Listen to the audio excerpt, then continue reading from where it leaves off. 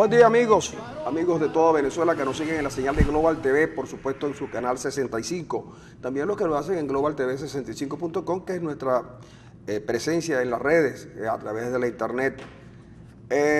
También en Periscope, en la cuenta de @RojasYArenas, y también en Telered TV y el canal YouTube de nosotros que está, el programa se monta inmediatamente que termina en vivo, en directo, y entonces usted lo puede seguir las incidencias de la conversación nuestra aquí todos los días, y donde venimos fundamentalmente a tomar café cuando hay café y a conversar Arenas y yo muy temprano de la mañana.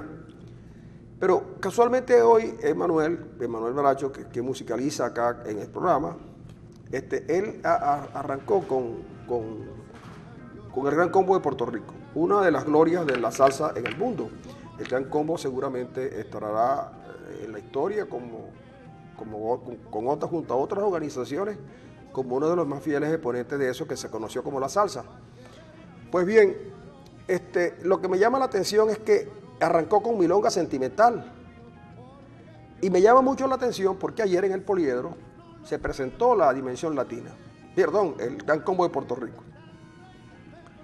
Y se suponía que era un evento donde iba a asistir mucha gente, sobre todo porque ya se habían girado las instrucciones directamente a la presidencia de PDVSA para que Eulogio del Pino arbitrara todo y los trabajadores de la campiña, los trabajadores de PDVSA Gas que están en Caracas, pues pudieran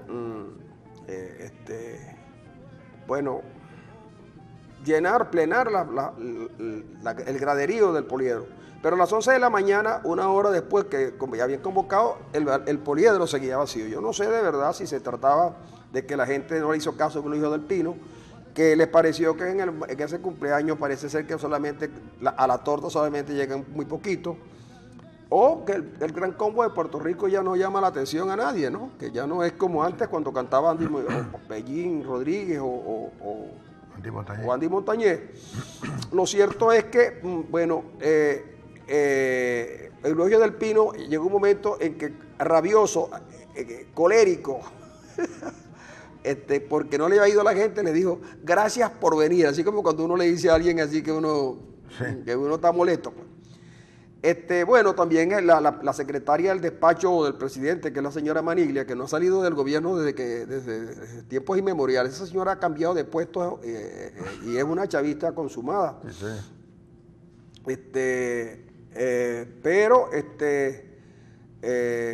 El vicepresidente del país, Aristóbulo Isturi, le dio duro a Willy Rangel también, porque caramba, no puede ser, es el cumpleaños de Maduro. Y no fueron. Y entonces fíjense ustedes lo que le pasa a este país, que tiene un presidente que vive, dicen que Pérez Jiménez fue un mal gobernante, dicen que Pérez Jiménez fue un dictador, dicen que a Pérez Jiménez también le gustaba la salsa en la versión de la Villos Caracas Boy. Pero cuando yo ayer, visto esto, me puse a analizar las cifras de la economía con Pérez Jiménez, y no es verdad que el país estuviera en la quiebra, en absoluto. Y después vi las realizaciones de Pérez Jiménez, y efectivamente con Pérez Jiménez hubo una obra de infraestructura que se construyó en el país. Que alguien puede decir que Pérez Jiménez robó y que esto y aquello, a lo mejor sí es verdad, pero lo que sí también es verdad es que Pérez Jiménez era un dictador a quien le gustaba la música, y dicen que las motonetas, ¿no? Ya la motoneta no se usa mucho, aunque sí la usó el presidente Chávez en una versión distinta, que es el de la motocicleta. Bueno, el presidente Maduro su fiesta de cumpleaños, que por cierto, lo único que sabemos de Maduro es que nació un 23 de noviembre, que está entre Libra y Escorpio, entre Libra y Escorpio, 54 años. Y que tiene 54 años. De ahí en adelante, y que nació en Caracas, según el Pero no sabemos en qué parroquia. No sabemos en qué parroquia, porque según Vilma Mora nació en Táchira. Sí. Y según otros. Según Jagua nació en la parroquia de San Juan. Bueno, por eso. Según otros nació en la Candelaria. Pero para celebrar el cumpleaños, uno no tiene que decir dónde nació. De eso se encarga el TSJ. Es verdad. No, sí. Por eso, para celebrar el cumpleaños, uno no tiene que decir dónde nació. Yo creo que Maduro va a celebrar muchos cumpleaños más, pero lo que no puede celebrar es el bautizo, porque Bueno, porque Maduro tiene que tener la fe de bautismo. Ahora, Maduro ya no se podrá casar por la iglesia. No puede, porque ya le es casado antes, puede ¿no? ser que no se haya casado nunca por la iglesia. Si Maduro se va a casar por la iglesia, tiene que tener fe de bautismo. Hay que traer la fe de bautismo, y yo sé cómo es la fe de bautismo en esos sitios. No sé, no es fácil. Porque más de uno se ha casado en Maracaibo con una colombiana. Sí. Y cuando los curas le piden, y tu fe de bautismo, el tipo dice, ¡echa un B! Bueno, esta es una broma, evidentemente, porque nosotros no vamos a contradecir la sentencia del Tribunal Supremo, ni Dios lo quiera. Porque entraríamos en desacato. Sí, señor. Pero de verdad que la fiesta de Maduro a mí me rememoró mucho a Pérez Jiménez. Inmediatamente fui a tratar de establecer una comparación y no solamente me quedé allí, sino que me comparé a los militares de hoy, comparé a Carreño, a Diosdado Cabello. Pérez Jiménez llegó a general por sus méritos. Sí. Algunos llegaron a capitán, no por mérito, sino porque se le ocurrió a alguien, lo voy a elevar a capitán. Usted es capitán. Sí. Capitán, sí. Y usted ya no es teniente coronel, usted es coronel ahora. De hecho, independientemente que sea verdad lo que dice Thais Peñalverde, que es un ejército casi de analfabetas, y que Pérez Jiménez era una lumbrera porque era el único, más o menos, bachiller. El único bachiller. Pero de todas maneras era un general que estaba más o menos bien formado. Ahora, Pérez Jiménez era un dictador, y a los dictadores hay que sacarlos. Es decir, los países funcionan mejor en democracia, sin lugar a dudas. Y estamos como estamos porque evidentemente estamos en un régimen que se acerca mucho más, está montado sobre un régimen autoritario y dictatorial que sobre la democracia. De la democracia aquí queda muy poco, es decir, para no decir nada, gracias al TSJ y al CNE fundamentalmente, pero aquí queda muy poco de democracia, así que hay muy poco que celebrar. Yo no celebraría el cumpleaños del presidente Maduro para nada. Para nada. No, pero fíjate tú, por ejemplo, el desaire que le hicieron a Maduro en el poliedro fue un desaire, ¿no? Claro, no fue nadie, ¿no? Pero no fue nadie, no, es que a Maduro viendo lo que pasaba. Se fue a Miraflores. No, pero porque es que hay dos versiones. Una, que los gerentes de las empresas públicas. De PDVSA, cuyos trabajadores no fueron, están alineados con Ramírez. Yo no creo eso. Lo que pasa es que el día anterior Maduro había dicho que PDVSA había demasiada burocracia y corrupción y que él sabía todo. Incluso Maduro llegó a decir que él sabía lo que pasaba en PDVSA porque Isturi tiene un familiar muy cercano. Claro, Isturi tiene familiares cercanos en todos los sitios, en el Banco Central, pero que quede constancia que lo de Isturi es un nepotismo bueno. ¿Ok? Isturi tiene las hermanas en el Banco Central y tiene familiares en toda la estructura de la administración pública. Y uno de esos familiares le dijo a Isturi cómo estaba la cosa. Al final, cuando ya todo estaba consumado, el vicepresidente, que es Isturi, le dijo: señores, el presidente no viene, vamos a montarnos a los autobuses y nos vamos a Miraflores, entonces ya fue Miraflores y fue la cosa, ¿no? Porque la convocatoria fue muy mala. Y lo malo es que yo por eso le digo al presidente, no se exponga esas cosas. El cumpleaños se hace de manera íntima, de verdad. Porque ¿sabes qué es triste? Que lo vean a uno cantando el cumpleaños feliz y esa cosa que dice, qué noche tan preciosa. A mí me parece una de las cosas más, puede usar la palabra barroca para esto. Bueno, puedes utilizarlo. Pero búsqueme otra palabra que sea menos barroca. Ay, qué noche tan preciosa. Esa es la cosa más pavosa que hay. Pavosa y hasta cursi. Bueno, cursi sí, cursi es. Pero pavosa es. Ay, qué noche tan preciosa. Igualito a Emilio Arbelo. Pero yo me he visto, mira, yo llego a un cumpleaños, yo voy a cumpleaños porque tengo que ir. Y entonces, yo no sé por qué motivo, chicos, no pueden hacer el cumpleaños de otra manera. ¿Sabes por qué apagan la luz? ¿Sabes por qué apagan? Porque les da vergüenza. Pero la gente sabe quién está cantando. Sí. Yo siempre me hago el loco y me escondo así, a menos que sea el cumpleaños de mi mujer, que tengo que estar al lado de ella, ¿no? Lo peor son los chistosos que cambian toda la letra del Sí, eso es lo peor. Claro. Dígame eso que dicen. Eso que haciendo la noche haciendo pipí, por ejemplo. No, por eso no, pero hay unos que dicen, que siguen cantando y repiten y repiten. Yo digo, mira, cursi hasta la saciedad, pero pavosa también. Sí, es pavosa. Que noche tan... ¿Verdad que? Entonces, bueno, yo propongo... Yo creo que el autor de esa canción dice que es Luis Cruz. Pero yo creo que es Osmer Sousa. crees? Qué noche tan preciosa, ¿no? ¿No es la misma canción de Mi Venezuela? No, no es. Esta noche tan linda. Esta noche tan linda. Ese es- No, no, pero mire, yo les agradezco que cuando ustedes vayan a hacer su cumpleaños, si lo van a hacer en el poliedro, primero entreguen los kits y la cosa y tal, porque ya no estamos para esa fiesta, ya la gente sabe que el país no tiene dinero, entonces no quiere ir. Pues. Sí, y además de eso, no hay mucho que celebrar. El presidente Maduro está consciente de eso. El presidente Maduro sabe que para que él llegue al 2018, bueno, tiene que haber un milagro y el milagro lo tiene que poner el TCJ y Bueno, el CNE. el presidente Maduro puede llegar al 18 porque él tiene su habituallamiento en Miraflores seguro. Los que no pueden llegar al 18 son los venezolanos. ¿Verdad que sí? Sí, que entre el hambre que están pasando y la falta de medicina, unos se mueren de hambre y otros se mueren por las enfermedades. Y ahora es la falta de dinero, que la gente no encuentra un efectivo absolutamente para nada y se ha ido construyendo una economía subterránea que se llama avance de efectivo. Mira, que son los que dan efectivo, efectivamente, porque los bancos no tienen. Entonces la gente a veces, primero tiene que andar con la paca de billetes, pero ahora no se consigue eso y la gente tiene que, no sé cómo está haciendo la gente, de verdad, para comprar sus cosas porque no hay efectivo. No, chicos. Los bancos antes están dando 10.000 bolívares cuando los dan. Entonces, en todas partes, usted pasa en Maracaibo por alguna avenida y encuentra un cartelón y dice, avance de efectivo. Sí. ¿Sí? Y entonces ahora el gobierno decidió ir contra eso también. Ir contra la gente que les resuelve los problemas. Mire, en los bancos, en los Maracaibo, en los autobancos, hay unos señores que pasan con unas pacas de real, de billetes. Y esos señores lo cambian, le cambian a usted y usted le hace una transferencia y ellos le cobran el 3%. Y usted se sale de la cola y se va con... Lo sé porque me lo contó alguien que le dieron 27.000 y él quería 30.000. Le contaron 3.000 porque es el 10%. Sí.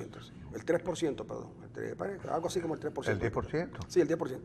Entonces él resolvió sus problemas, pues. Necesitaba efectivo y Eso rápido. es como raspar la tarjeta, los raspacupos que eran, ¿no? Pero en lugar de ser afuera, es adentro ahora. Ahora, la persona va a comprar verdura y se le acaba. Imagina que vaya a comprar 1 kilo de arroz, un paquete de harina de maíz precocido. Bueno, ahí van 8.000 bolívares. 8.000 bolívares. Y si acaso le alcanza para comprarse unas papas o un brócoli.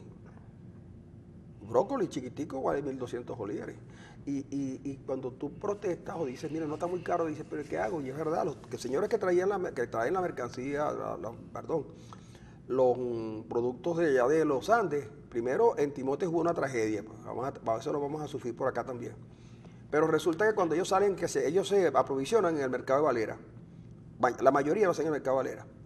Y entonces cuando vienen de Valera para Maracaibo, esos tienen que pararse hasta en el puente sobre el lago, les quitan los racimos de plátano, les quitan las auyamas, le quitan las patillas, lo que traigan, las piñas. Es que es increíble cómo tienen que venir pagando peaje por toda la carretera. En el caso de que les quiten lo que traen, pero en otros casos se lo decomisan y en otros casos más les quitan dinero. Y incluso Arias Cárdenas se lo dijo a Maduro, pero no, chicos, mira, no escarmientan, porque aquí cada quien cree que está vinculado al gobierno, cree que tiene derecho a la propiedad de los bienes del país, no importa que eso no sean de ellos, del gobierno, sino que sea de la gente. Es increíble. Si usted cree que no es cierto, ustedes lo que tienen que hacer es un paseíto hasta Valera y se dará cuenta los fines de semana, entre jueves y sábado, cómo es que esquilman estos señores. Y se han quejado. Un señor traía 5 kilos de café y un guardia nacional en el Corozo, le quitó el café porque estaba contrabandeando. Había comprado 5 kilos de café en Boconó, en grano, y entonces los traía porque, bueno, 5 kilos de café, imagínese usted para cuántas familias puede ser. Entonces aprovechó y compró para vender, para traerle café a la familia. Y cuando llegó al Corozo lo revisaron el carro. Había una alcabala ahí, pues, que la monta cualquiera, la Guardia Nacional monta su alcabala como quiera, y la monta la policía también. Se han dado casos que la misma policía monta 2 y 3 alcabalas. Después de Burro Negro las monta. Y el tipo les dijo, mire, ¿esto que llevas aquí qué es? Le dice, no, ese es café. ¿Y para dónde llevas ese café? Para Maracaibo. ¿Y dónde está esto de café? Ya venía, el café venía en paquete de 5 kilos. Tú no puedes pasar eso. ¿Pero por qué? Porque es contrabando. Porque es contrabando. Pero ¿cómo va a ser contrabando? Yo lo compré en Boconó. La factura, yo lo compré en el mercado, si es que eso es en Boconó. Hay un mercado afuera que vende todas estas cosas. No, tú no puedes llevar eso a Maracay, eso es contrabando, chico, dame acá ese café. El tipo se quiso a libertad y le dijo, mira, el de la guardia le dijo, mira, este te está alzando, mi teniente se está alzando. Bueno, lléveselo con todo el carro por Lagunilla, preso. Menos mal que la señora calmó al hombre. La esposa le dijo, no, y los muchachitos ahí, no, mire, quédese con eso, no importa, usted tiene razón, ese es contrabando. Esa es la Guardia Nacional. Esa es la Guardia Nacional que pone preso a los tipos que se robaron 5 auyamas, pero que se hace la vista más o menos gorda cuando pasan las candolas para la frontera. Entonces dirán, es que ustedes son enemigos de la Guardia Nacional. No, señor, si a un cuerpo le debe la democracia, es a la Guardia Nacional, porque fue la Guardia Nacional que paró los 2 golpes de Estado que Chávez le dio a la democracia. Pero desgraciadamente en el cuerpo, en la Guardia Nacional, hay un grupo de militares que está haciendo cosas que no debería hacer. Y el gobierno, que está en la obligación de proteger a los ciudadanos, se hace de la vista gorda. Eso se hacen de la vista gorda. Si no, pregúntenle al gobernador de Trujillo, que sabe todo eso. Rangel Silva sabe todo lo que pasa en la carretera. Y sabe lo que la gente, lo que está sufriendo la gente en esos pueblos del estado de Trujillo. Y el gobernador de Mérida poco ha hecho por el drama de los damnificados en Timote. Está muy lejos de Mérida, ¿verdad? Entonces uno ve como el presidente celebra su cumpleaños, trae al Gran Combo de Puerto Rico. Estuvieron contactando a Andy Montañez para que viniera, pero Andy dijo que no podía venir porque tenía compromisos contraídos con anterioridad. Pero bueno, amigos, esa es la Venezuela que tenemos, no es otra, ¿no? Y perdonen que nos hayamos extendido tanto en este tema, porque hay un tema que sí queríamos tratar tempranito, que era el caso del fallecimiento de Luis Miquilena. ¿Qué opinión tenías tú de Miquilena? Chico, al principio, Miquilena nos sorprendió a todos en un principio, es decir, en un principio de la gestión de Chávez, porque del viejo luchador, el hombre consecuente, qué sé yo, terminó apoyando la instalación de lo que definitivamente se convirtió en lo que tenemos. Pero Miquilena, bueno, un hombre que sensible al espíritu de la época y sensible a pesar de la edad, y sensible también a los cambios que se producen en la sociedad. Mira, reflexiona, se sale del chavismo y se convirtió en uno de sus críticos más importantes por la voracidad del propio Chávez por el poder y de la voracidad del entorno de Chávez por enriquecerse. Miquilena prácticamente rompe palitos con el chavismo y fundamentalmente con Chávez, que lo había considerado su padre político, su padre además, ¿no? Decía que era su papá. Decía que era su papá hasta que después lo desplazó Fidel Castro en la paternidad con respecto al presidente. El presidente tuvo varios padres. Uno de sus padres era Miquilena, que fue desplazado por Fidel Castro. Pero yo creo que Miquilena fue uno de los hombres más lúcidos de este tormentoso final del siglo XX y comienzo del siglo XXI.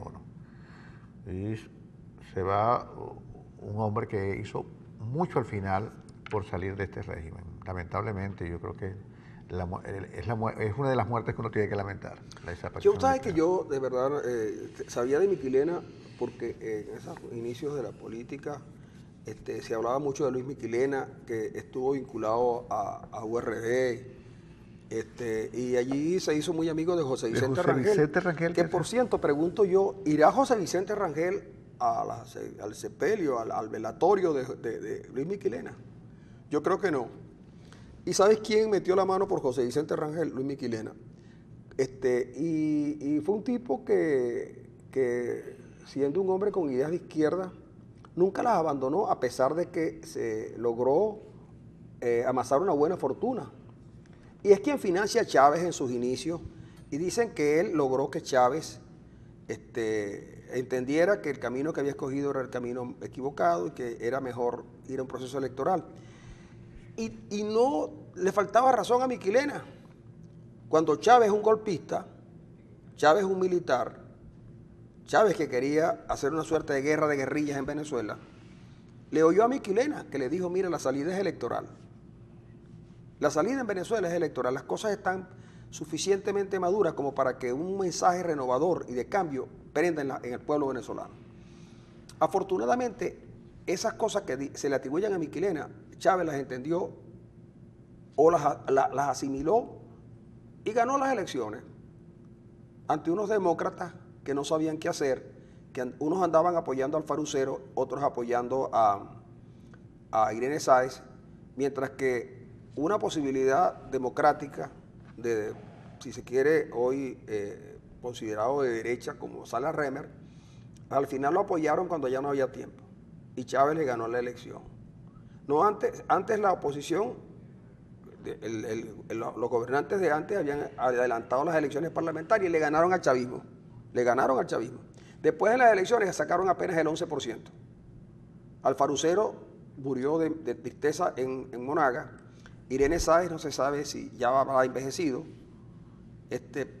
y Chávez fallecido. Pero Miquelena, mira, quedó como para recordar esta historia de un hombre que se la fue con Chávez, pero que inmediatamente se dio cuenta, porque él cuenta también, Miquelena, que él le dijo a Chávez, mira, Chávez, en Barinas, tus familiares están haciendo cosas que no deberían hacer. Cosa que también ratifica Urdaneta Hernández. Chávez no le hizo caso. Porque en los revolucionarios priva la idea de que el poder no dura mucho y que había que tener dinero suficiente como para financiar el regreso. Bueno, a partir de allí, cada quien hizo lo que quiso hacer, y hay uno que hasta se metió 11.000 millones de dólares. Uno que tiene patente de corso. Pero Miquelena seguramente no fue más rico después que se metió al chavismo. Yo creo que hasta Miquelena hasta perdió.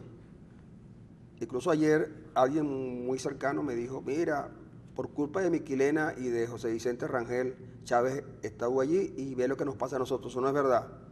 No, Miquelena podía proponer a Chávez, pero quienes votaron por Chávez fueron los venezolanos. Así es. Bueno, que incluso con aquel problema, con el grave problema del deslave en La Guaira, cuando se fue a aprobar la constituyente, sabiendo que eso iba a modificar todo un poco de cosas en el país, la gente salía a votar. Pero salió muy poco, Francisco. Bueno, pero salieron a votar. Sí, la gente aprobó aprobaron. Aprobó pero la constitución. no sacaron el 50%. Claro, te digo, fue aprobado por muy poco.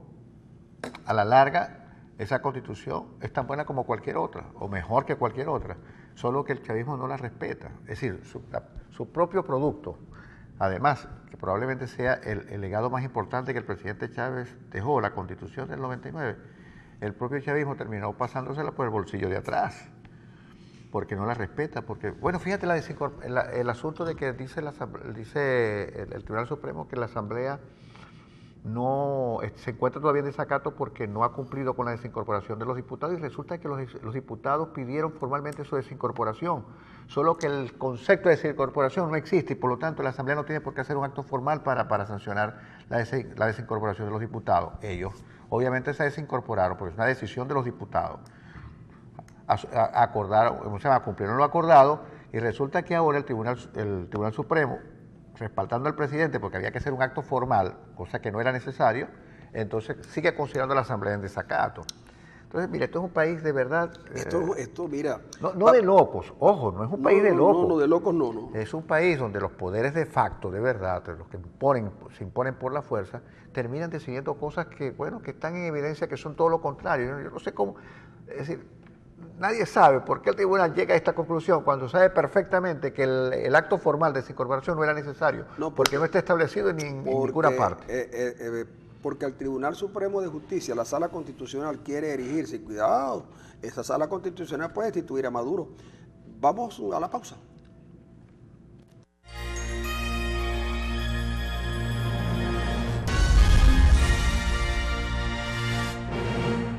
Aquí seguimos, amigos, oyendo una preciosa gaita.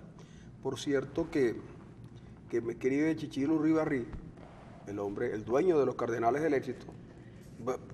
Ahora tengo que decir, el dueño de uno de los Cardenales del Éxito, porque parece que hay muchos. Pero el cardenal es el cardenal mayor. Que el cardenal que los cardenales que nosotros conocimos en los últimos años estaba en manos de Chichilo Ribarrí.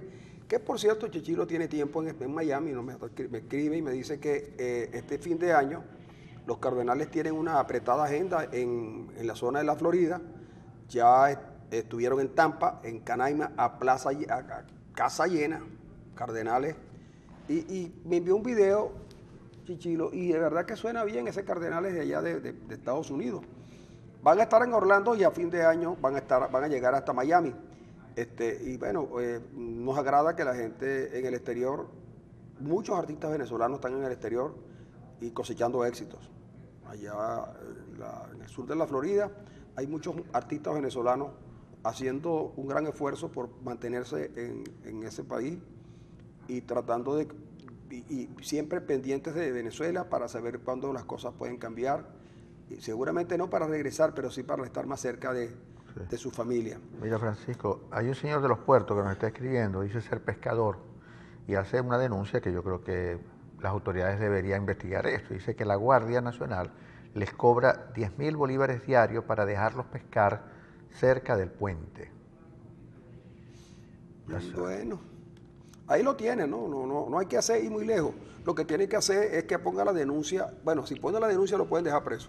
Sí, bueno, fíjate que hablando de denuncia, Américo de Gracia consignó ante la Fiscalía General de la República la solicitud formal para que se inicien las investigaciones correspondientes sobre la presunta complicidad del presidente Maduro en el caso de los narcosobrinos que conlleven a la apertura de un juicio de mérito por el TCJ. Pero fíjate tú que ayer leí unas declaraciones que había dado en BTV Pedro Carreño. Y más allá de Pedro Carreño decir que fue una suerte de secuestro, que lo que querían era vincular al gobierno venezolano con el narcotráfico al capturar a los sobrinos de Cilia Flores, y que todo fue un montaje, para detenerlos, para establecer ese vínculo, porque los gringos son enemigos de los venezolanos. Entonces yo digo, ok, son enemigos y montaron una cosa como esa, pero las últimas 2 veces que ha venido Shannon a Venezuela, no ha pisado la embajada americana. No, pisa directamente el despacho presidencial. A hablar con el presidente, cosas que seguramente el presidente considera que los venezolanos no debemos saber y por lo tanto no informan. Y si están bravos, si quieren tumbar a Maduro, ¿cómo es que lo reciben? ¿Cómo es que le siguen comprando petróleo a los gringos? ¿Y cómo es que le siguen vendiendo petróleo a los gringos? Pero Carreño se desliza algo en la entrevista y dice, ahora van a hacer que esos muchachos los van a presionar y los van a torturar para que ellos delaten a alguno. Sí, está jugando adelantado, ¿no? Claro, porque es que lo más seguro, a mí me dicen, yo de estas cosas norteamericanas no sé mucho, porque yo de verdad lo que sé de derecho norteamericano es el que entiendo de una serie llamada Sweet, que hay 2 abogados, uno que ni abogado es y gana juicio. ¿Cuál serie es esa? Es Sweet. Y otro que es un abogado que se hace de todo, un bufete. ¿Cómo gozaría ese bufete aquí en la sala constitucional? La gente de Sweet. Bueno, lo que yo conozco del derecho norteamericano lo he conocido ahí, pero digo, la condena va de 10 años a cadena perpetua. A infinito. A infinito, sí. A infinito, sí. Porque puede ser 2, no finaliza nunca. No, claro. Porque el tipo finaliza con la muerte. Con la muerte. Y ya con la muerte, pues bien, y que quede constancia que estos sobrinos no van a salir de ahí como salió el hombre aquel que después conocimos como el conde de Montecristo. Para vengarse. ¿Cómo que se llamaba el conde de Montecristo? El mundo Dantes, sí. Exacto, no van a ser como el mundo Dantes. Eso quizás Dantes es otra cosa. Pero resulta que Carreño sabe que estos muchachos o pasan toda una vida en la cárcel o van a tener que decir por lo menos quiénes fueron los guardias nacionales que estaban en la rampa 4. Van a tener que decir a los gringos quién fue el piloto del avión que los llevó a Haití. Por cierto que una diputada dice que ese asunto de los narcosobrinos, eso no se tiene que vincular en el Congreso porque ese es un asunto privado, de verdad. Y dice ella, fíjense que ese es un montaje tan bien montado que a los tripulantes y a otros que los acompañaban, los enviaron con el avión. En otros momentos incautan el avión y meten presos a los demás. Resulta que a estos caballeros los hicieron presos, no en el avión. ¿En un hotel? Los hicieron presos en un hotel. Y como el avión, después de la revisión, estaba limpio, lo enviaron a Venezuela porque el avión solamente sirvió para llevarlos a ellos, que tenían amigos con aviones. cuando ellos comienzan a decir quién les iba a suministrar, quién les suministró primero la muestra y quién les iba a suministrar los 800 kilos, a lo mejor dicen nombres que nadie quiere oír. Entonces, Carreño se adelanta, porque Carreño sabe. Carreño tiene que saber, chicos, porque Carreño sabía que Montesinos había muerto. Carreño sabía que Montesinos estaba muerto. Bueno, y ese es un hombre que sabe todo. Y Carreño sabía que Montesinos estaba en Venezuela. Sabía que estaba en Venezuela. Que estaba vivo, además. E inventó aquella patraña. Y que no andaba de parranda. Y que no andaba de parranda. Y aquí inventó aquella patraña porque era evidente que Montesinos estaba aquí y se sabía. Carreño probablemente sea, como dice alguien hoy en la prensa, no sé quién lo dice, no me acuerdo, Carreño pasará a la historia como uno de los diputados más increíbles que ha tenido la historia republicana del país. Carreño. Monaga fue el que dijo esa cosa, sí es verdad. Monaga dice que Carreño va a pasar a la historia de la República como uno de los más grandes, uno de los diputados más particulares que ha tenido el país. Y efectivamente es cierto, porque Carreño nos ha traído a la discusión pública cosas que son inauditas. Por ejemplo, que DirecTV espía a los venezolanos hasta en la cama. Y por lo tanto, mucha gente creyéndose esa versión de Carreño, porque Carreño era un personaje autorizado para hablar de esas cosas. Para hacer algunas cosas tenían que salir de la habitación, porque DirecTV estaba ahí vigilante. Montesinos dice Carreño que estaba muerto, y de verdad él sabía perfectamente que estaba vivo y que estaba en Venezuela pagando un dineral para que lo dejaran estar aquí. Todo el mundo sabe esas cosas. Y ahora dice que los pobres muchachos, pues son unos pobres muchachos, habían sido secuestrados, etcétera, etcétera. No, los muchachos se metieron en un gran problema por ambición, por lo que es por negocios, por lo que sea. Pero ellos sabían que estaban cometiendo un delito. Que si bien es cierto, aquí en Venezuela podía pasar por debajo de la mesa, por la relación con el poder que ellos tenían, es otra cosa. Pero le tenían preparado toda la cama en las autoridades norteamericanas. Pero fíjate tú cómo han comenzado, después del primer momento del veredicto de culpabilidad, que es lo que realmente hizo el jurado, tanto los tíos de los muchachos, de los señores, perdón, y los políticos del partido de gobierno se habían quedado callados. Pero entonces comenzó después ya otra vez, ¿no?, el proceso de desinformación. Entonces vuelve otra vez la tesis de que fue una cosa contra el país. No, yo no me siento representado en esos señores presos en Estados Unidos. Yo no. Yo tampoco. Yo no. No es contra Venezuela, es contra dos tipos. Sí, ahora, ellos mismos, ¿cómo es posible que ellos hayan dicho entonces se inculparan? Porque lo que los culpabiliza a ellos es que son sus propias declaraciones, su propia manera de vivir, de ostentar. Ahora, que los partidos no sean responsables hasta cierto punto. Y el temor que hay es que a lo mejor estos jóvenes, para acortar la pena que les van a imponer, que obvio que el juez espera hasta marzo. Ahora, una cosa es evidente, esos muchachos usaron bienes públicos para desarrollar su delito. Y si usaron bienes públicos es porque tenían el consentimiento de autoridades que le permitieron hacer el uso de bienes públicos. Sí, señor. Eso hay que investigarlo, y tiene que investigarlo la Asamblea, tiene que investigarlo la Fiscalía, tiene que investigarlo la Corte. Yo espero que el juicio a Capriles, y la demanda a Capriles prospere para que muestren, bueno, también hay una opción, que en el juicio que le va a incoar Delcy Rodríguez a Capriles por haber utilizado un documento falso para acusar al Ministerio de Relaciones Exteriores, diciendo que estos no tenían pasaporte diplomático. Ahora, yo no entiendo esa acusación. Pero está bien. Puede ser que el Tribunal Supremo de Justicia, la Sala Constitucional, decida que sí son falsos, y entonces Capriles va preso. Bueno, pero es que el problema es que lo que yo no entiendo es que Capriles lo que enseña es una fotografía que la DEA, que la prensa había registrado ya, que Mayor Petit, envió fotos, pero muchas de esos pasaportes que supuestamente son falsos y que los tenían en su poder los sobrinos de la primera dama. Lo que hace Capriles es enseñar esa fotografía. No fue que elaboró un documento falso llamado pasaporte diplomático para enseñarlo y acusar a los sobrinos. Eso no lo hizo Capriles. Yo no sé qué va a decir aquí el Tribunal Supremo, porque en verdad no hay evidencia de que Capriles haya forjado un documento público llamado pasaporte diplomático. Lo que enseñó fue una fotografía que estaba en la prensa. Eso fue lo que yo vi que enseñó Capriles. Ahora, si la señora Delcy Rodríguez tiene pruebas de que efectivamente los pasaportes diplomáticos los había forjado el propio Capriles para enseñarlo, eso es otro problema. Pero lo que yo vi que fue, lo que enseñó Capriles fue una fotografía que la periodista que cubrió el caso en Nueva York envió a la prensa venezolana, pero por cantidades, ¿no? Sí, pero Capriles lo mostró y Capriles, porque es que, mira, el gobierno tiene algunos inconvenientes, porque Maduro tiene una fijación con Henry Ramos. Ramos sale de la presidencia de la Asamblea en enero. Va a haber elecciones y va a salir Ramos en enero porque el acuerdo es salir.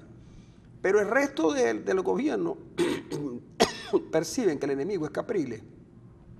El propio Maduro la ha tomado, fíjate tú cómo son las cosas, ¿no? Porque por eso es que dicen, y en el lenguaje coloquial, que la lengua es castigo del cuerpo. Es castigo del cuerpo.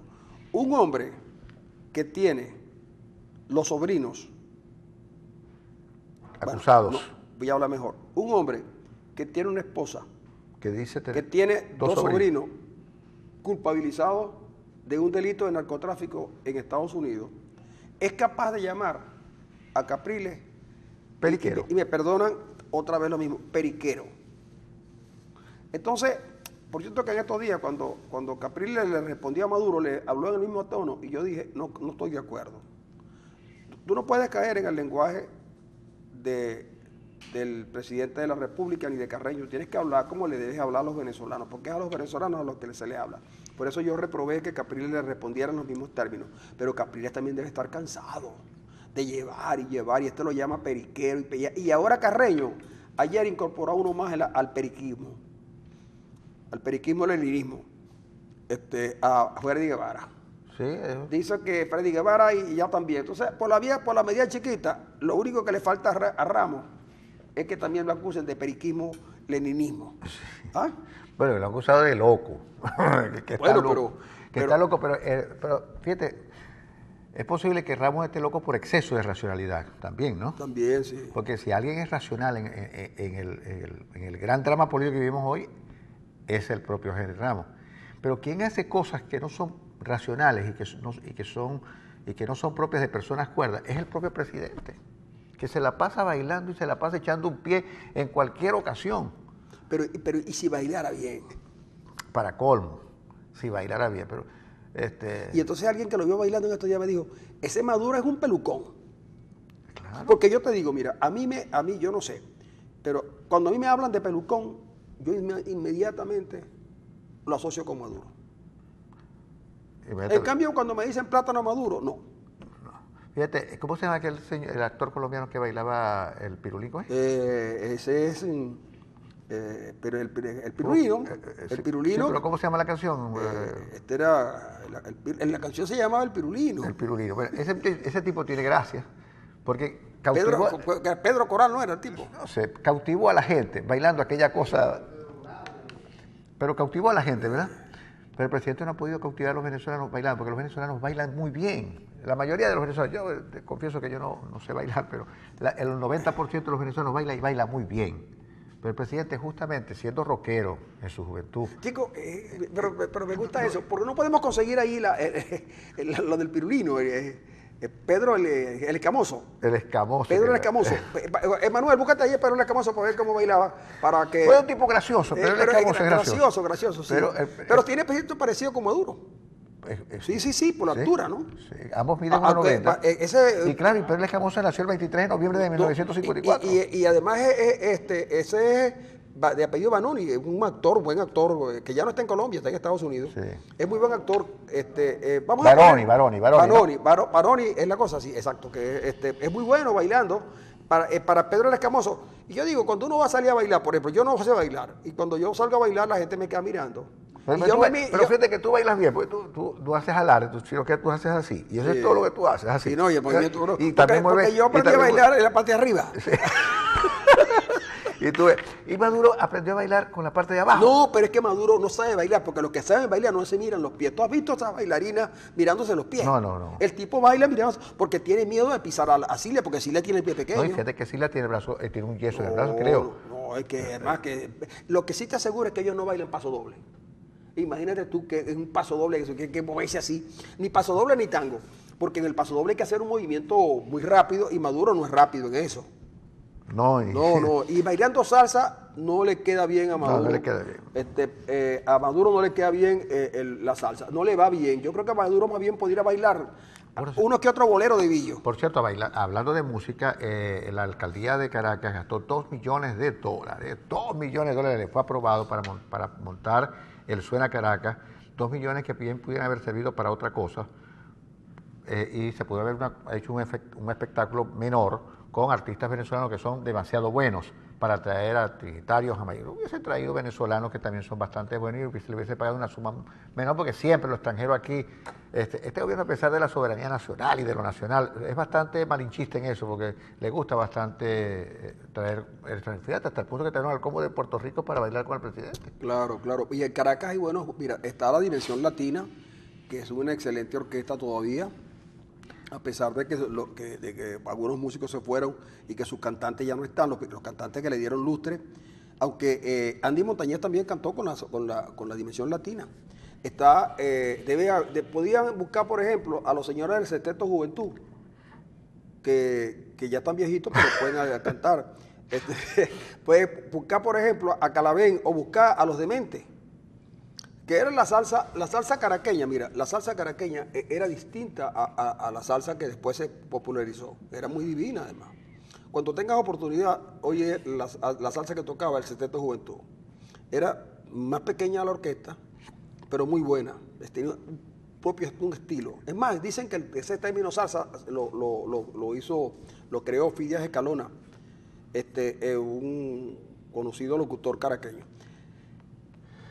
Y podía buscar a don Filemón, o a Federico y su combo, o a Nelson y sus estrellas. No, él tiene que traer algo combo a Puerto Rico porque quería ese día, pues seguramente querían combo, tocó ahí, tocaría en otro lugar después. Que es lo que siempre se hace, ¿no? Se le dan contrato y se lleva después a tocar en otro sitio. No está mal que traiga el gran combo a Puerto Rico, pero yo lo que digo es que debía por lo menos contratar a los guaraguaos, que Eduardo, el cantante... También está viejito, ¿no? Ya está viejito, Eduardo está viejito, sí, pero podía cantar las casas de los techos de cartón, muy alusivas, por cierto, a la gente que está pasando necesidades, porque le dijeron que ya no eran damnificados, sino dignificados, y se las están viendo negras. Por cierto que ahí cerquita en el Valle, vi ayer a José Guerra mostrando una casa. Que Maduro haga eso y gane la presidencia. Pero yo lo que estoy diciendo es que quede claro que no estamos haciendo un símil con Pedro el Escamoso, de ninguna manera. Lo que estamos diciendo es que si uno se atreve, ese es un actor, y seguramente para esa novela, esa telenovela que fue muy exitosa, Miguel Baroni, ¿qué se llama él? Baroni no es. Miguel Baroni, debió someterse a unas prácticas bastante fuertes de baile, porque que realmente lo hace bien.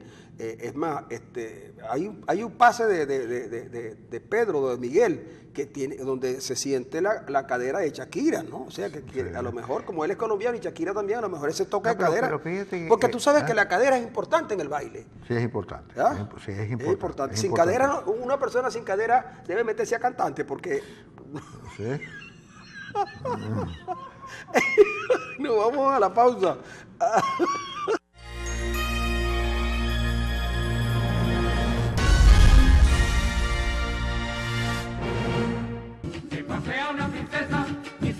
Es que estaba, de verdad que canticos de poesía, claro, y la poesía viene al caso porque resulta que la atleta venezolana que acaba de ganar una medalla en las Olimpiadas, y que por cierto creo que no ha regresado a Venezuela, y que fue contratada por el Barcelona, la organización del Barcelona, donde está el equipo de fútbol, donde está el equipo de fútbol de sala, donde está el básquetbol, y tiene también su equipo de atletismo y un equipo de béisbol que participa en la Liga Española. Yulima Roja acaba de firmar con el Barcelona y hay temores de que ella deje de representar a Venezuela y comience a representar ahora los intereses españoles. Bueno, en realidad eso pudiera ser, porque ella no, prácticamente ella, cuando la llamaron a las Olimpiadas, ella le agradeció a Aristóbulo Isturi la colaboración, el profesor Isturi, pero ella prácticamente se ha hecho en España, porque hasta allá Ahí entrena, ¿no? ahí Entrena entrena, Pedroso, ¿no? sí, con un entrenador cubano. Es posible, a lo mejor, quién sabe. También de ella se comenta que muy responsablemente presentó en estos días a la prensa, en las redes, Sí, en las redes presentó a su pareja. a su pareja. Sí, Y, y me parece un acto bien no, valiente no, de ella, bien claro. valiente de ella. Y es importante que tú lo hayas dicho porque inmediatamente hubo un montón de comentarios ahí sobre su supuesta homosexualidad. Y eso no tiene por qué Claro. molestar a nadie y tampoco puede poner en duda su capacidad atlética. Ni su calidad atlética ni su calidad humana. Claro. Y fíjate, igual el domingo antepasado, el domingo pasado, un jugador español, es decir, con un prejuicio homofóbico, llamó homosexual a Ronaldo, a Cristiano Ronaldo. Coque. Coque. Un jugador del Atlético de Madrid. Y cada vez el discurso homofóbico se va imponiendo. De Cristiano Ronaldo todo el mundo sabe perfectamente que su orientación sexual es de la homosexualidad. Pero esa no es, eso no puede. Pero claro, no lo disminuye como jugador. Claro, ni lo coloca en minusvalía como un gran jugador que es. Él puede hacer lo que sea con su cuerpo y con lo que sea. Claro. Y todo el mundo lo sabe. ¿Para qué le va a tirar eso en la cara? En un juego, ¿no? Se lo hizo con el interés de sacarlo de concentración, de creer que al decirle eso en el juego, Ronaldo iba a dejar de jugar como generalmente juega. Y fue al contrario, el tipo ese día metió 3 goles. 3 goles. Los 3 goles del equipo los metió él. Entonces, pero lo que digo es que de verdad, a veces nosotros en una sociedad que suponemos que es abierta, moderna, y que hemos avanzado mucho en eso. Yo he visto, por ejemplo, insultos a políticos venezolanos desde el poder. Muchacho, se ha consagrado Claro. disminuir a los opositores, diciéndole, castigándolos por su orientación y además, homosexual. chicos, una cosa, yo me acuerdo que una vez un sacerdote lo asesinaron.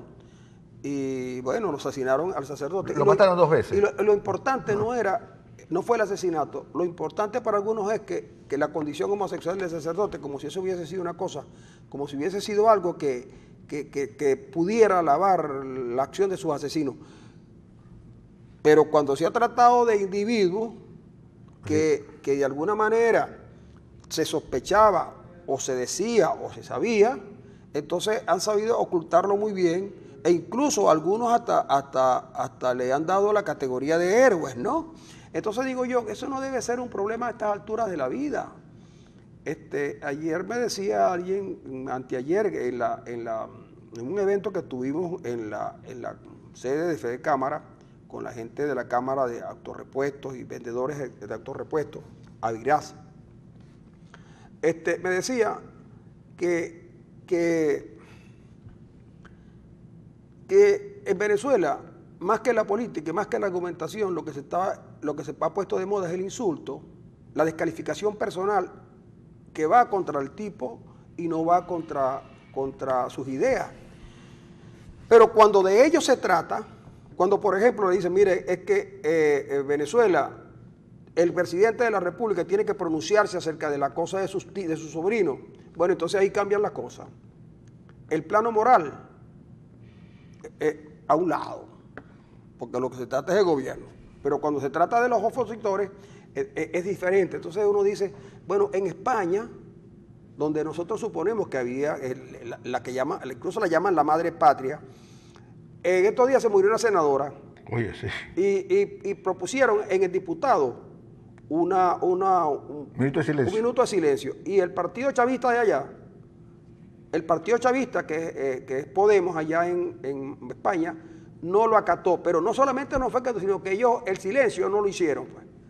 Entonces le preguntan a uno de ellos que por qué fue eso. Dice, bueno, porque ese tipo no merecía un minuto de silencio.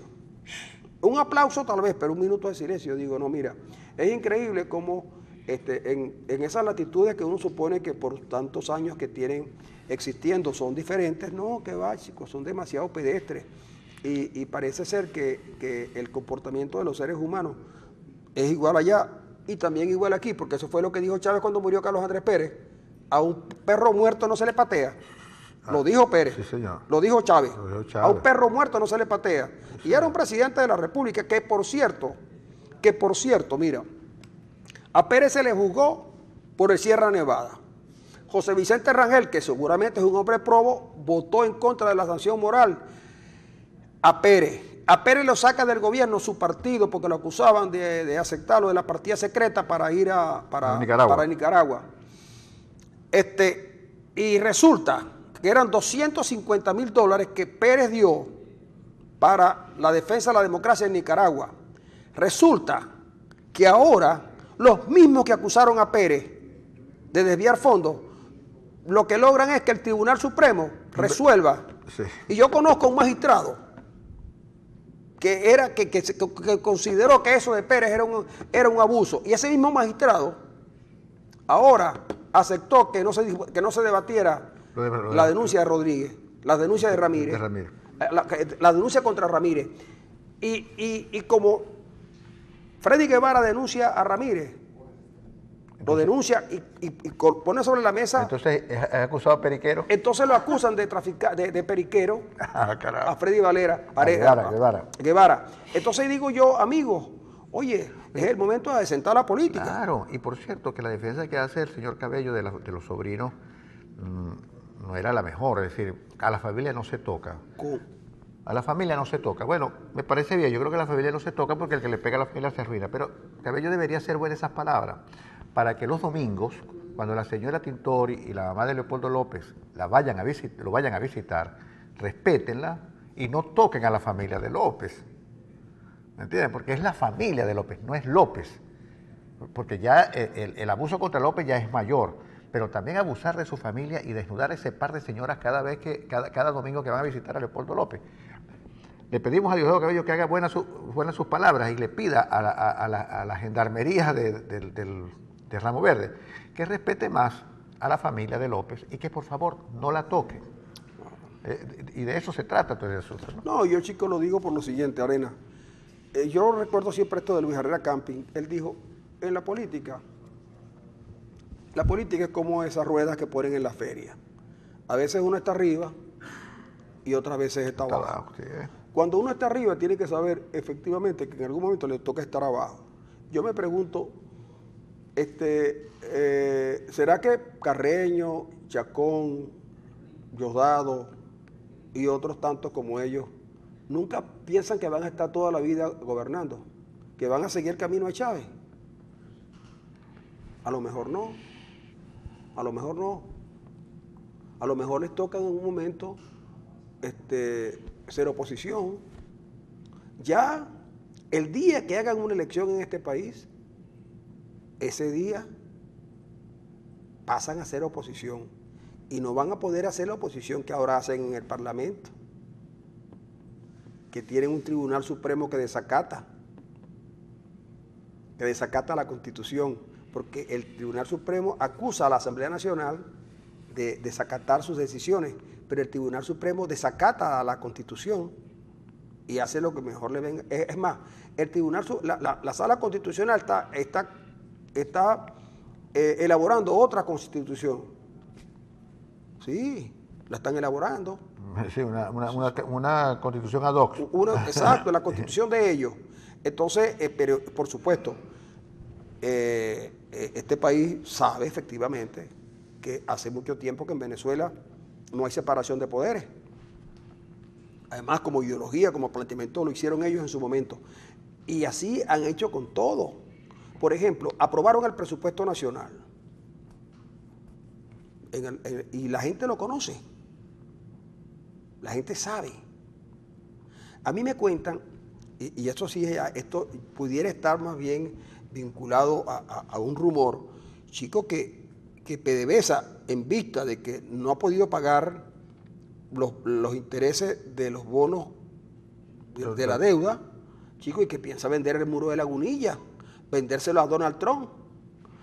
Porque como claro, hacer un muro tarda mucho y Trump va a llegar haciendo cosas, porque ese es un gobernante que lo primero que va a hacer es usar el cemento. Sí, y entonces poner el muro. Entonces, claro, la gente de PDVSA que ya no haya que vender, Y que eso es que es un... Bueno, imagínate tú cuánto le Oye, pero tocará. va a afectar a Lagunilla. No, Arena, eso está arreglado, Arena. Es que no importa que se inunden 2 o 3 pueblos, eso no es nada. Con una vaguada se inundan más y sufren más. Entonces, dicen que ya están midiendo en Lagunilla todo el muro para vendérselo a Donald Trump. ¿Sí?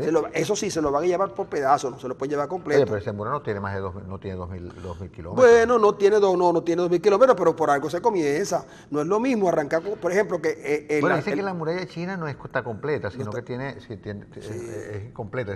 Tiene... No, porque ahora, eso yo le digo a la gente de Lagunilla que tengan mucho cuidado, porque en una noche de esta no está el muro allí, y es que la gente no es que van a decir que se lo llevó el pueblo, no señor. El muro, tengo buena fuente, sé que lo están desmontando para vendérselo a Donald Trump para ponerlo en la frontera con México. Oye, por cierto, bueno, me parece, Donald Trump es un hombre de negocios y a lo mejor lo compra. No, y lo va a comprar barato porque Venezuela que no ha podido pagar los intereses y que tiene problemas con las medicinas y que tiene problemas... Oye, por cierto, hablando de las medicinas, la acusación que hace Olivares contra el gobierno es increíble. Dice que el gobierno, lo dice como lo dijo Olivares, ojo, el gobierno se robó 75 toneladas de medicamentos de Cáritas para dárselo al Seguro Social, donde hay una mafia que se roba las medicinas y no se las da a la gente. Y el gobierno no ha dicho nada todavía. Porque el gobierno cuando es acusado con evidencia hace un silencio, no habla, no se mantiene incólume, y cuando habla pone las cosas peor. Por ejemplo, a los sobrinos los han castigado más Pedro Carreño y Diosdado Cabello que los propios jueces y el propio jurado norteamericano. Pero en todo caso, mira, 75, o sea, dice Olivares que se robaron los 75 toneladas de medicinas que trajo Cáritas. Bueno, las tomó el CENIAT porque el CENIAT dice que las medicinas entraron a Venezuela sin cumplir un protocolo que tiene que ser de aduanas y cosas de eso. No lo hicieron, trajeron las medicinas, no las sacaron del puerto y ellos consideran que las perdieron. Pues. Es un poco más o menos lo que hizo el gobierno argentino. Ustedes recuerdan que había un señor llamado Antonini, muy Antonini para la época, amigo de la gente de PDVSA, que llevaba en su maletín $800,000 para la campaña. Decía él, pero $800,000 para la campaña de Cristina Kirchner, que por cierto, no sé si Pedro Carreño o alguno de ellos dijo que el maletín no salió de Venezuela, que como el avión tenía que pasar por Bolivia, en una parte, en la altiplanicie boliviana, entonces de ahí alguien que lo tiró, con una china, y metieron el maletín. Eso lo dijeron.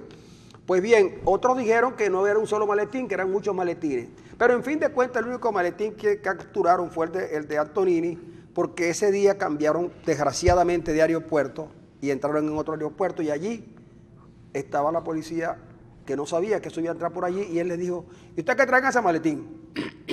Y el tipo le dijo, libros. Ah, bueno, entonces déjeme verlo, a ver si nos interesa para los muchachos. Cuando considera que el poco es fajo, es real, ¿vale? No, estos no son. Y entonces todos se perdieron, los que iban lo dejaron solo para Antonini y se esparce la noticia, pues van a la Casa Rosada donde no había ningún ballet en ese momento. Entonces, bueno, que le decomisan y por las leyes argentinas, 400, la mitad es para el gobierno argentino porque era entrada de dinero ilegal y la otra mitad tenía que recuperarla el dueño de la plata. Oye, resulta que nadie la fue a buscar. Nadie reclamó los 400,000. Yo reclamé el maletín porque ese maletín que llevaba Antonini me lo había prestado a mí, mi tía y Margarita, y yo no se lo había devuelto. Y un día vi a Antonini y me dijo, me gusta ese maletín, y se lo presté. ¿No era un morral? No, un maletín, hermano, un maletín de cuero, pues, de cuero marrón. Más o menos parecido al que el mismo que usó Di Martino para darle $1 millón a la Conmebol. A la Conmebol. Sí, señor. Era otra marca. Sí, pero el tipo era el mismo tipo de maletín, un maletín ejecutivo. Ejecutivo, claro, ejecutivo, porque mi tía era ejecutiva allá en Juan Griego. Entonces, pero ¿sabes qué hizo el gobierno argentino? Cogió la plata, como no la reclamaron en el tiempo, y construyó una edificación, va a construir una cosa para los niños. Que lo merecen más. Que lo merecen más, porque el niño Antonini, ese que dijo todo, porque ese que se la pasaba siempre hablando con José Alberto. El dinero no era de Antonini. No. Y Antonini se la pasaba hablando con José Alberto. Sí. ¿Y el IRR no lo fue a reclamar? No, nadie fue a reclamar nada. Y entonces, ese dinero, no sé quién es. Pero todo el mundo dice, porque en el avión iban los de PDVSA. El avión fue fletado por PDVSA. ¿Iba una novia de Néstor? Iba una novia de Néstor. No, yo no creo que haya sido novia de Néstor, porque Néstor tenía otra novia que fue la que dijo lo de la plata allá en donde tiene él, en el Calafate. Sí, la novia fue la novia de Néstor, que cuando llegó Cristina la miró feo, la sacó de todo. Ella fue la que contó que el dinero no lo contaban, sino que lo llevaban en bolsas negras. Y lo llevaban y los tenían. Lo pesaban. Lo pesaban, sí. Pero en ese avión iba a la Bereciartu. Así se llama la muchacha. Sí, claro. Muy bella, muy bella.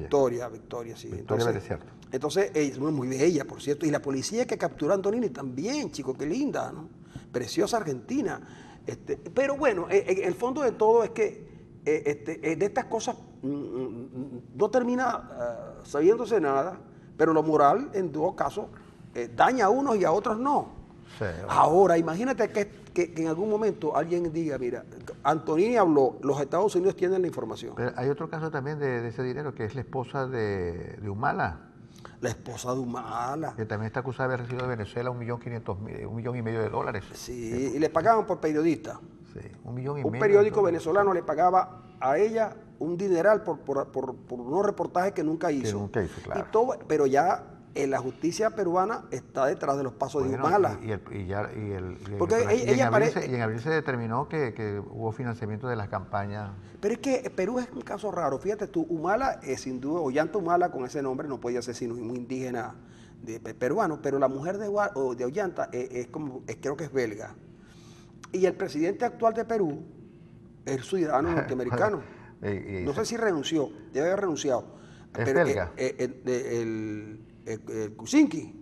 No, Kuczynski tenía nacionalidad norteamericana también. Sí. Y Fujimori tenía nacionalidad japonesa.